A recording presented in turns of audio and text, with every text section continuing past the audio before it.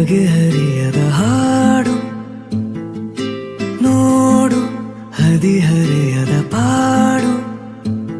ಈ ವಿಷಯದಿ ನನಗೆ ಅನುಭವವೂ ಕಮ್ಮಿ. ಎಷ್ಟೆಂದರೂ ನಾನು ಉದಯೋನ್ಮುಖ ಪ್ರೇಮಿ. ಇದು ಖಾಸಗಿ ಕಾರ್ಯಕ್ರಮ, ಇನ್ನೇನಿಲ್ಲ.